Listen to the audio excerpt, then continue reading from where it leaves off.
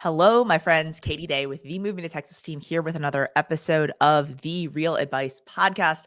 I am thrilled to welcome this week's guest to the show. I'm not sure how she gets everything done in her life each week, but I am sure it'll be something that we talk about today. She is a dedicated real estate agent, a community connector, real estate coach, professional speaker, animal lover, and advocate for foster care and adoption. She's a mother and a wife and just an overall badass. Please join me in welcoming Kristi Jencks. What's going on? How are you today? Oh man, I'm super excited to be on the show today, to be on the podcast and to be able to kind of give back to our real estate community, much like how you constantly contribute and, give ideas and strategies. That's kind of one of my missions when I became a real estate agent. I came into this industry and I was like, why is everybody trying to do this on their own? Yeah. It's a lonely business, right? I was like, So come on. how long ago did you get into real estate? Like Coming how did into you come my upon? 11th year. That's the Okay. crazy part. I was doing the math. So 11 years in real estate, not my first career, but funny enough, I was always pushed into sales. So Okay. it was a fairly easy transition going into real estate. No, I used to sell textbooks and train teachers. Okay. That's All right. actually what I did before that. I sold textbooks.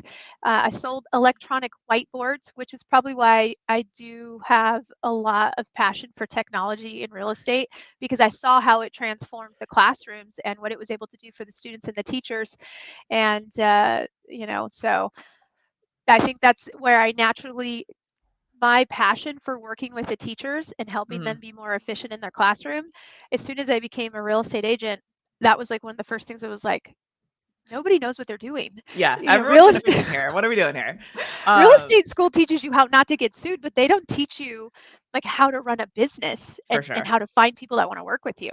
I'm more impressed that you were selling like electronic whiteboards over 10 years ago. Like if you've been in real estate for 10 years, because I'm Yeah. like, I feel like now I see ads for those on my social and things like that, like today in 2024. So I'm like, think back to like 2014 or earlier. Like I feel like that was probably a pretty hard sell. Like, It's funny that you should say that, Katie, because it was. So first off, I was selling these pieces of technology in Arizona, which is like ranked 48th for funding, and that's how I became a real estate agent.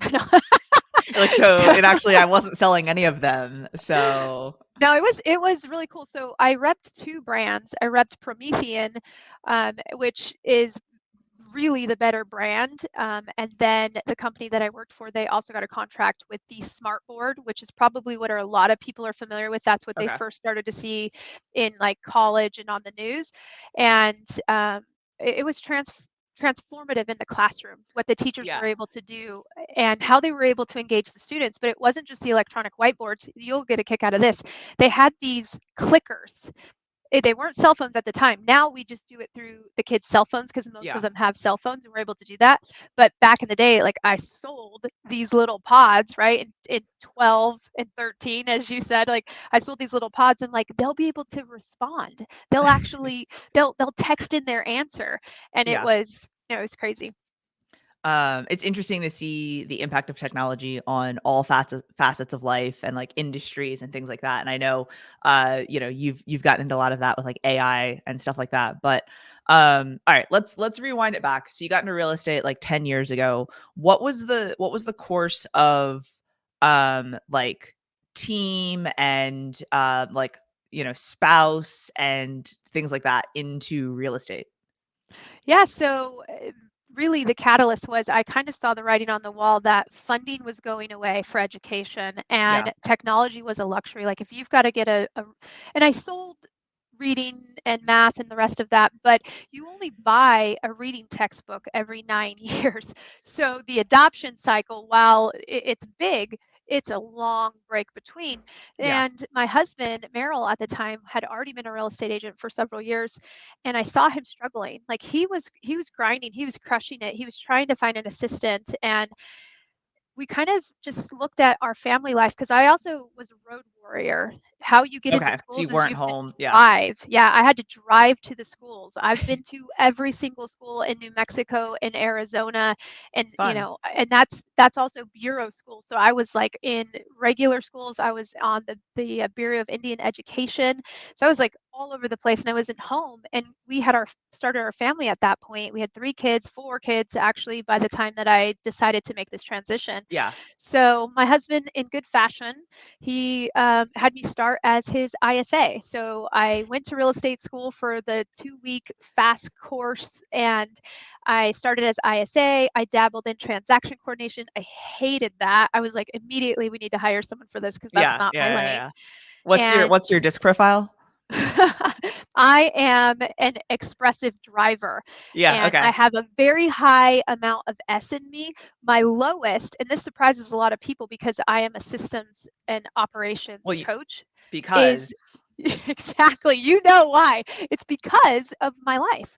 So yeah. even though my analytical is my lowest in my disc profile, my adjustment for that is I don't like chaos. I need systems, I need routine. But Yeah. naturally, don't send me a 20-page document, send me 10 bullet points. Well, hey, welcome to ChatGPT now. You just toss it in there, say, "Give me, the top 10 bullet points of things I should know about this," and there you go. But, Yeah. okay, so you got in, tried all the things, and I guess at that point too, when you realized that you didn't like those things as well as they were probably holes in his business, Mhm. then that's when you guys started to then add more people, or did you outsource, or what does that look like, or what advice would you give to someone? I feel like there's a lot of solo agents out there that are just feeling like they're always working, right? And need to Oh, find, yes. some balance there. So how did you get rid of So, those tasks? yeah, at the time, our broker was just really, they liked us and we were givers. We've Yeah. always been. That's the name of our team, the Big Helper Real Estate Group. Also because my husband is 6'8" and he's a big guy. But we've always had this mentality of we just wanted to help. So we ended up doing a lot of classes at the brokerage. And a lot of times that just meant like, hey, can I partner with you? Can I join with you? So it was within the first year that I had a team. Yeah. With my husband, and we went through so many iterations because the first one was a mentorship, and then it became restructured into a regular team. But very quickly I knew that my strength lied in being on the phones, creating appointments, and then mentoring and coaching agents up. That was like really my passion. Um, if I'm being completely honest, I hated working with buyers. And not that I hated working with buyers, I hated showing homes Yeah. because it's hot here. It's a Much dry like heat you. though. It's a dry heat. Everybody says that, and it's I know. true, but you I think it's a little still BS. burn yourself. You're still like Yeah. ridiculously, hot. So I wanted to go more listing side than buy side anyways, because I was like, I want to have more of a consistent schedule. I don't want to be so much on demand. Yeah. So Merrill and I really started to naturally pair off where I would just set appointments for him. So it was like I was on the phone. I'd get the Zillow lead. I'd get, that I do open houses with him, and then we'd tee it up to just set it off. So I really had the better end of the stick because Yeah. I didn't Yeah. have Yeah. to Yeah. go out into the field and show the homes. And then I just booked. I was really good at it, so I booked so many appointments. We were like, oh my gosh, we actually need people Yeah. to start. That's where we transitioned from mentorship to the opportunity was big enough that he was completely booked. We had to bring other people into book, and that's where really started to transition. And as they grew, lead flow changes, how we distributed leads changed, and it just kind of grew, and I really then started to take over more like sales manager and operations. Then we hired Yeah. operations manager. But if I were to give a piece of advice to an agent, it would be like go all in. Right. So if you're coming into real estate, or if you're in real estate and you still have one foot out the door, it's very hard to make that transition as a part-time agent to a Yeah. full-time agent. And to be successful in real estate, you have to have a pulse on the market. You need to have that market intelligence, and you need to know what's going on in our industry. But most importantly, it takes a lot of time to convert business, For sure. longer than you think to build a pipeline. And if you're not going all in on it, you're going to struggle. Well, and so I think it's easier said than done, right? Of like you just got to pull the trigger, you just have to jump in and do it full time. I know what we've advised people, as far as to make that jump or to make that transition, but what I guess would be like the tactical things of like, oh, do these things to kind of move yourself along faster or have a benchmark, because I feel like for a lot of people it's just like they're like, oh yeah, like I'm gonna go full time, this is the year, but they don't have any like numbers or data behind the decision. It's just like at some point this year I'm gonna do it That when it is the feels right. very that's the very first thing is you have to have very realistic numbers. So I'm a big proponent of teams, and I tell a lot of people like you should join a team legitimately. And the first thing they're going to look at is splits, and I know that's always right where the agent's brain goes, but joining a team is transformative for your business because you really start to understand the metrics of conversion. You have accountability. You Yeah. do, depending on the team that you join, will have potential opportunity with leads. But even if it's not a lead team, you still get mentorship and coaching. So that if you want to go full time, hook up with a really powerful partner or team that you can learn and grow and expedite your growth with. And then the second part is really understanding, like, one of the first questions I like to ask when I'm interviewing someone is how much money do you need to make selling real estate? Okay. Right? And if they can't give me, say, well, I'd like to make, 100,000 this year, say, okay, cool. How much money do you need to make next month selling real estate to pay your bills? Yeah. Oh, well, I need 7,000, I need 5,000, I need 10,000. If they understand that number, then we can backwards map it. And that's probably the piece that agents underestimate is how much time it takes to get a listing, how much time it takes to build a pipeline. Numbers that we've been tracking through our coaching clients in 2023 is somewhere between 150 and 200 conversations per closing. Now, if I were to go back to the beginning of my career, we could have our number at 65. Every 65 conversations that are real estate centric with a healthy mix of past client repeat referral and online leads, I would say your number is 65. And that's just not the case when 72% of the buyers fell out of the market because of interest rates. It's Yeah. no wonder that our conversations have had to go up, our conversations per closing. So if you want to sell 20 homes, just making the math simple, that's 150 conversations per 20, that's 3,000. You're going to work 46 weeks. Divide that by 5 conversations an hour. That's 13 hours a week of generating conversations. Yeah. That's not previewing homes, showing homes, listing appointments, shooting video. It's 13 hours. And in your market, what does 20 homes get you? That's $100,000, right? Yeah. Like you can make $100,000, but you're going to have to figure out how to have 13 hours worth of conversations every single week. Well, and if you have a full-time job, right? That's what like I tell most people is I'm like, you're gonna have two full-time jobs. Like if Yes. you would rather be in real estate, then can you for 3 months or 6 months, like life's gonna suck. But Yes. evenings and weekends, you're gonna be prospecting, right? You're going to be doing these things to ensure that you're having those 13 hours of conversations, which on top of a 40 or 50 hour a week job, like it sucks, but It's it's what you exhausting. need to do if that's actually what you want to do. I think that how much money do you actually need is super important as well. I think everyone kind of settles in on that six-figure number. And then when I dig deeper, like, well, Kristi, like, what's important about six figures? And they're like, I'm not sure. I'm like, oh, so you just thought it was a cool number. Okay. Like, and then their monthly bills are like 10 grand a month or 12 grand a month. And you're like, okay, well, you actually need more than 100K. But Yes. yeah, figuring out what it is. And then we always ask people to like how much they have in savings, and Oh, I'm like, if you don't yes. feel comfortable telling me the actual dollar amount, which like I would rather you just tell me the actual dollar amount and we can do the math together. Like, what does it look like? How many months of How many bills do you have? months? Is it 1 month? Is it 6 months? I want 3 to 6 at least for people that I'm working with generally. Yeah, that's why I say join a team because I don't know the inner workings of your team, but I bet that I could take an agent with no experience and put them in your environment, and they would have a contract within 45 days, maybe even less, right? Because you guys have a systemized way of what you're doing it. But if you don't know anybody in the business, you just think it's really great, you get in, and you've heard, oh, it takes 3, 6 months to get a deal. you're setting yourself up with that framework Yeah. of Yeah. Yeah. I've Yeah. got time. And if you've only got 3 months of savings, right as you're starting to get traction, because it takes 90 days to build a really good pipeline, now you're going to have to pull out.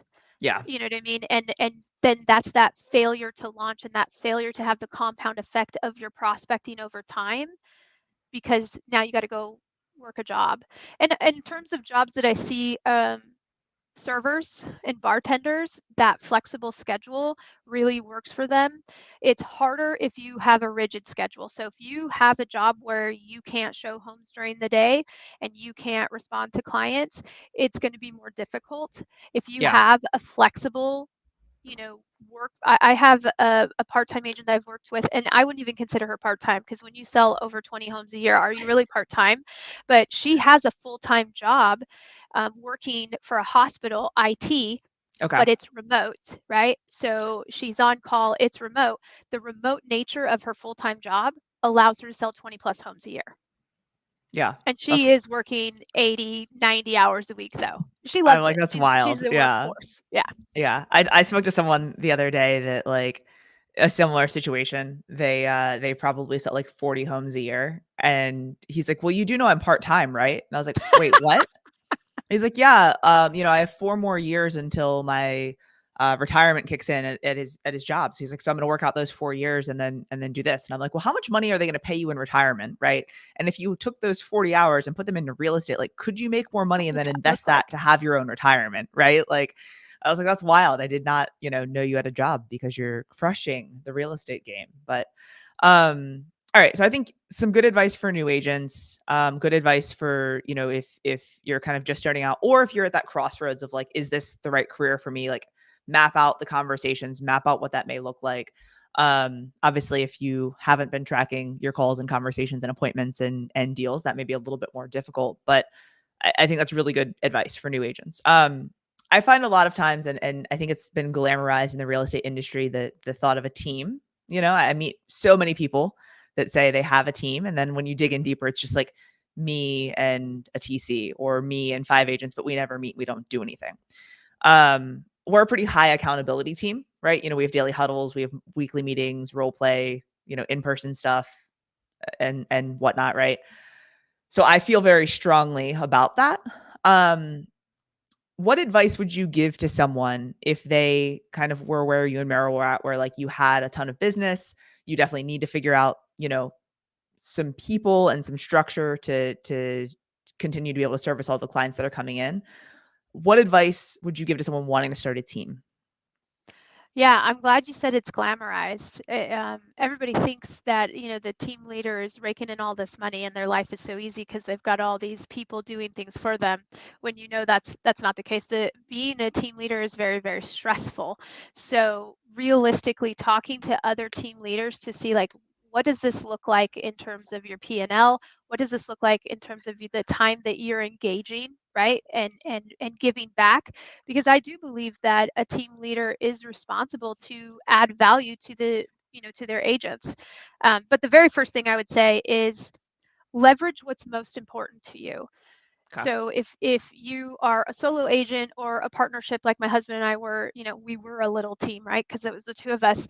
The first thing that we did was get transaction management off of our plate. Okay. And it's actually kind of funny. Our broker would charge, a late fee. Like you had to get your earnest money deposit in within 48 hours. And Yeah. He would literally factor in $150 worth A of feast. fines of Yeah. from the broker, because he was just so go go go. So we like backwards map. I'm like, okay, so actually hiring a TC might even save us some money in From all of fines. your late fees. Yeah. Yes. So that was the first thing. But then the next big thing wasn't actually, this is kind of crazy, but it wasn't actually inside our real estate business.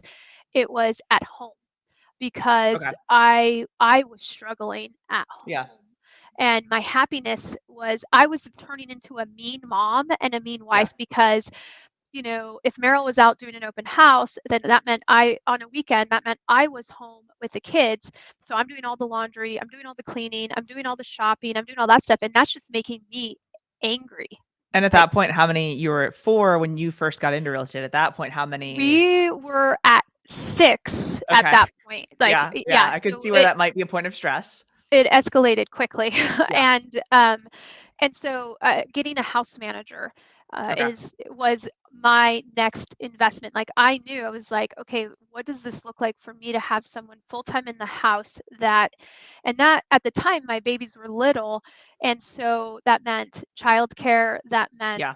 it meant someone to do laundry and someone to clean, to do all the deep cleaning. And to this day, we still have a house manager, and I couldn't function without her. Like For she sure. really, Yeah. and all my kids are in school now. They're the youngest are in 5th grade, and so they're gone for a bulk of the day. I still make them do chores, like they're doing the regular chores, but she's doing the deep cleaning, and Yeah. she's running errands for me, Amazon returns, all of that kind of stuff. And that was like my next big move. So first was get paperwork off. Then it was like, I'm going to be a happier person and a better mom and a better wife if I can get some of this off of my plate.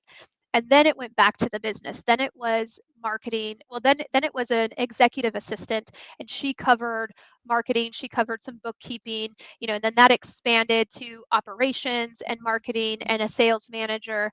But very first it was just like, you got to figure out, what do you not like to do, and then hire that part out. No, that's huge. I whether it's a house manager or a housekeeper, like I've talked to many agents that it's just hiring a housekeeper, right? Yeah, Like just having someone come in once a month or twice a month or whatever it is to clean. it's huge. Um, I see a lot of people in like Facebook groups and things like that, like talking about like, having someone come in to cook meals or they buy their food or things like we Yep. buy prepared food. And that's been something that's been super helpful, right? Rather than taking 4 hours on the weekend to cook a bunch of meals, like buying prepared food. So finding things to leverage in your personal life, um, so that when you are spending time at home, you can actually spend time, with your family. So I Well, love that. it translated into my business because I had more energy, I had more enthusiasm, I had a deeper purpose because I wasn't using work to avoid home life, right? Yeah. That's some of the patterns that I saw in my life. I was just like, man, weekends suck because it's so much work at the house. Yeah. I showed up better in every area of my life. Yeah. What would be so, if you do that and you've leveraged out, some of the paperwork, perhaps maybe you have an assistant, you have some additional help at home if that's something that you need. At the point that you start hiring agents, oftentimes we hire people that we like because we get along with you, or you're an agent in my office and you say you need some help. So I want you to be on my team because I really want to help you. What are some things that you would give as far as advice to like kind of sift through or get out of your own way in hiring to ensure that you're bringing on good agents or people that will be successful? So there is a book that I recommend. It's called The Sales Acceleration Formula, Okay. and I think it's Mark Roberge is Yep. his name. He worked for HubSpot, Yeah. and I think he was working for HubSpot when he wrote that book. But specifically inside that book, he gives a rubric, and some friends of mine, Becky Garcia and Lisa Chinatti and Treasure Davis and I, we got together and we are indeed that rubric. Yeah. But in the rubric that he shares. So I think it's public. I think you can just like Google it. Google it. If Yeah. not, I share my rubric with people all the time. But inside the rubric, one of the first things he has you do is he has you map out your core values. And in in this hiring process, it's a 3-part interview when it could be like a 5-minute phone screen and then a 15-minute phone and then the in-person interview. You actually grade people. So like, Katie got an 80 out of 100. So everything is weighted, but it's tied back to your core values. Yeah. And that was probably the biggest game changer because I am, how do you end up with 8 kids? You just can't say no. How do you end up with a bunch of agents that aren't working? You can't say no. Yeah. So when we instituted this rubric, it became really easy to see that as much as I like you and as much as I want to help you, you're just not a good fit. Like we're not going to work well together. It's not going to be a good fit. Yeah. And so having a hiring process and having a standard of questions that you ask that are tied back to your core values and how you do business was probably the biggest thing. So it's not like we don't take warm bodies. It really is like, are we going to be synergistic and this is going to move forward really well? Do you ever have like the veto over that? Or is it like Yeah, Because of you know course. how, I mean, there's people that you like, there's people on my team today that like I was like, I don't think they're gonna work out, but like we're hiring two this week, so let's just hire them both and see what happens. And they're both still here, you know? Yeah, absolutely. I mean, I've made so the woman that I mentioned earlier that has a full-time job, one of my Yep. things is I don't do part-time Same. because of much like your team, daily huddles and accountability and sales training and it's not a just a you signed a contract and then we never see each other and I maybe use your resources now and then. No, it's very involved and she's one of the best hires we ever had. Now, Yeah. culturally, she was a good fit, but the big delta was that she was not going to be able to come to every single team function. But I believed in her and I could see that she was a hard worker. So Yeah. that's why everything is not so to kind of explain, everything is not weighted the same. So for instance, one of the questions is your reserves of money. Now you could weight that as a 10 and it would change the score, or you could rank that as a 3, right? Coachability is ranked at like a Super 9 high. Yeah. because Yeah. if you're not coachable, right? So your cash reserves is not weighted as high as coachability, right? And adaptability is rated pretty high because we find that gosh, every single week the technology is changing. You better keep up. So coachability and adaptability, I like that those are ranked, or there's more weight put onto those, but I also find that Yes, those are very hard to interview for, right? Like, absolutely. because if I ask you if you're coachable, you're gonna say, yeah, of course, I love getting constructive criticism and feedback. It just really just fills my soul, right? And then you go give someone some constructive feedback and they tell you to f off, right? So what are some questions that you ask, or situations you put people into, or things to kind of discover those more soft skills? Yeah, so it doesn't matter the position that we're hiring for. It could be a videographer, it could be ISA, it could be agent. Everybody goes through the rubric. And inside the rubric, now they're not seeing this. This is us during the interview process. You're like, you just Um, got a 4. yeah, that's bad. But to your point, adaptability. We have, I think, maybe 10 questions under adaptability. So each value point has a series of questions, and it's definitely one of my things that I want to do this year is actually take those questions into ChatGPT and make them even better. Right? Like, what questions would I ask somebody if I was looking to see if they were adaptable? Because back in the day, before ChatGPT, we were just like brainstorming these ideas and Yeah. then taking an R&D from other teams. Hey, what are your interview questions? But it's definitely like, share with me a time where you were really good at a process and then the technology changed. How did you respond to that? Were you frustrated, right? Like, so I'm asking a lot of questions about giving examples of when they were used to doing it one way, they had to change, right? Or what would you do if, you could no longer have an iPhone and you had to how you had to get an Android, right? Like I'm Oh, looking, yeah, oh, exactly. Like, oh, well, I don't think I could do that. Like I want to see like how flustered do they get. But that is to your point. That's why it is a 3 interview process because I'm not really going for adaptability on the 15-minute phone yeah. screening. I'm going for coachability. That's one of the very first ones. I'm really looking at coachability, and then I also want to see like their intentions for I don't remember which value it falls under, but I need to know like why do you want to be on a team, right? Like this Yeah. Yeah. collaboration. Yeah. Those are probably the 2 that I rank on that 15. Just to answer your questions, for me, the technology piece was when we switched from Tempo to Matrix, and it just completely screwed my life for about 30 days. It was so hard to run searches. I didn't know where to find anything, but eventually I just learned it, and I could never use an Android. You could just, kill me now. So I like my text would be green. I would get removed from all of my group text messages. I wouldn't have any friends. It would just be a very rough moment for my life. So I guess I won't be a part of your team. It's been fun, but I'll Well, see you later. that's not a great example because it's not realistic. But the example that you gave, I would put towards resilience. So I'd say, so how did you said it was 30 days of misery. What did you do? What did the habits look like? Right? Like Yeah, I could yeah, dig yeah, yeah. into that and I could Yeah. see, well, she is adaptable because she didn't just stop selling real estate, she figured it out. But that's it. That's the point. Like our MLS decided that they didn't want to use showing time anymore and they put in aligned showings. And the forums, everyone's complaining. Hey, you know Yeah. what? I don't think it's as good as the other one, but whatever. Like We don't someone have a else is choice here. yeah, you just move forward. You move forward. But in real estate, that's happens. Like another good example is, let's say that you scheduled your whole day and a client called and they want you to show them homes tonight and they only have Yeah. tonight, right? That's adaptability, right? Like now there's boundaries because maybe tonight is basketball practice and I can't do it because I legitimately am booked. Yeah. But an agent who wants everything to be perfect, like that perfect schedule doesn't work Yeah. because of the nature of how homes come on the market and how busy it is and when your clients are available. Yeah. Which is another, reason on the pro column of being on a team. Perhaps there's someone on your team that could Yes, assist you at that evening when you have basketball practice or your exactly. child. I don't know Yeah. that many adults are going to So basketball practice.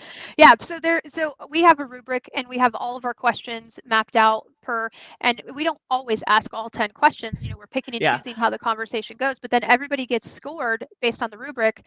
And if they don't hit 80% or more, they don't move on to the next interview. They don't get the invitation.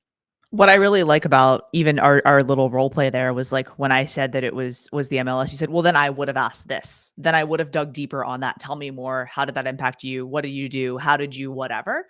And I find a lot of times, in conversations and it could be in a listing appointment or it could be interviewing a team member, like you ask the one question, but you don't dig deeper.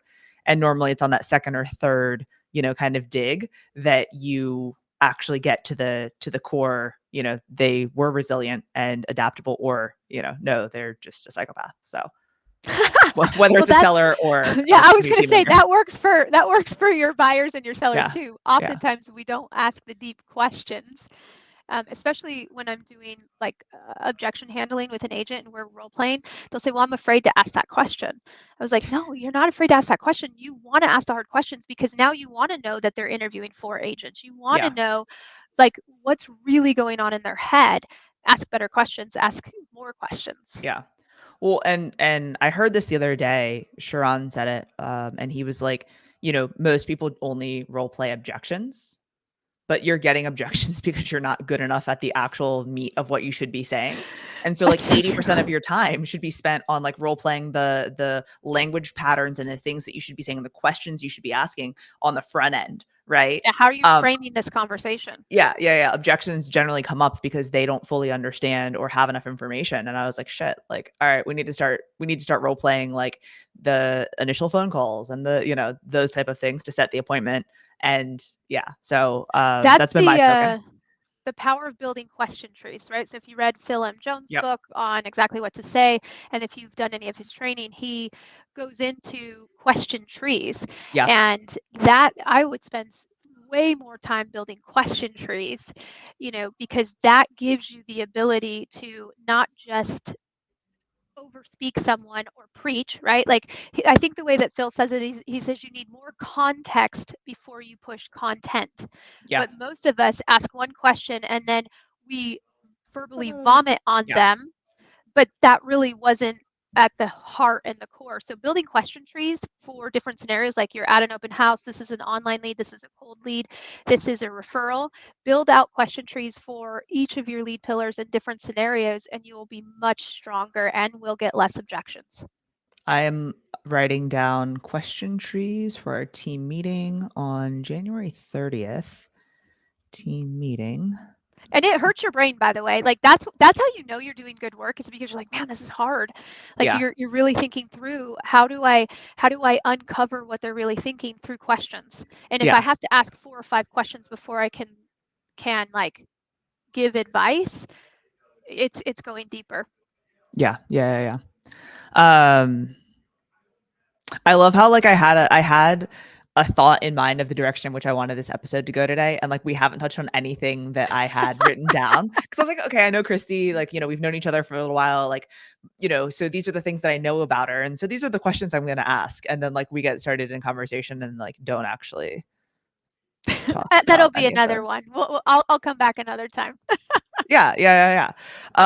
Okay, so you mentioned the sales accelerator, the Sales Mark Ri- acceleration formula. Excel. Yeah. Okay. So you mentioned that as a book that you would read.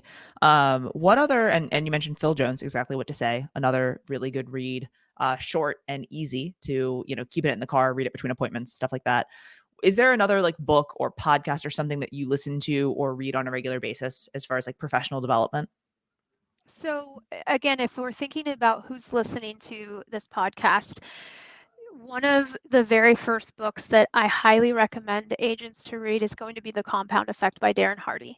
Love it. Yeah. And it's a super small book, but what you're going to take from it is this idea that it's not a one and done Herculean effort, right? It is these small, simple things that you do in your business that compound over time.